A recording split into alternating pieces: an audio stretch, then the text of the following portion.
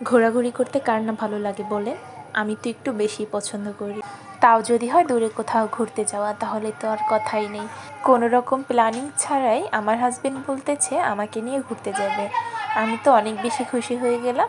তাই তো আমরা রওনা হলাম বান্দরবনের উদ্দেশ্যে। এই যে দেখুন, পাহাড় সব মিলিয়ে কি সুন্দর একটি ভিউ। এই যে লেক, পাহাড়, সত্যি কথা বলতে নিজ চোখে না দেখলে এই জায়গাগুলো বিশ্বাস করার মতো না কতটা সুন্দর। আপনারা যারা গিয়েছেন তারা তো অবশ্যই জানেন যে জায়গাগুলো কতটা সুন্দর। আমরা যেহেতু ট্যুরিস্টের আন্ডারে গিয়েছিলাম, এই জায়গায় আমরা একটা দল ছিলাম, তো আমরা সবাই মিলে এখানে নেমেছি।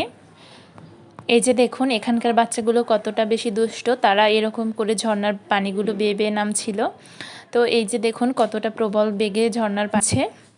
তো এই যে এখানে একটা বাঁধের মতো ছিল, আমরা এখানে এসে সবাই মিলে ছবি তুলেছি। তো জায়গাটা অনেক বেশি পিচ্ছিল ছিল, তাই আমরা মেয়েরা ভয় পেয়েছিলাম, তাই এখানে আমরা নামিনি। দেখুন দেখতেই কতটা ভালো লাগে।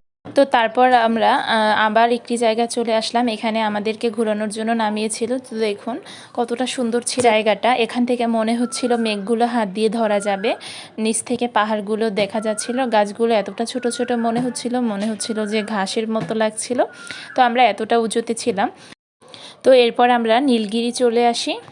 এটাকে তো মেঘের রাজ্য বলা যেতে পারে। মেঘগুলো মনে হচ্ছিল আমরা হাত দিয়ে ধরতে পারছি।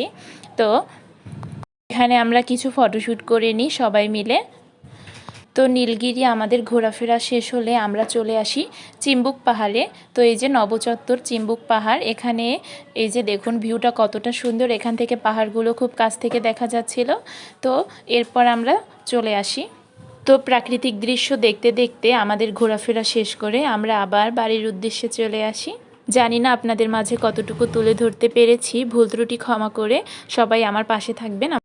আমার নতুন ইউটিউবের পথযাত্রায় সবাই আমাকে সাপোর্ট করে, আমাকে ভালোবেসে পাশে থাকবেন। ধন্যবাদ সব।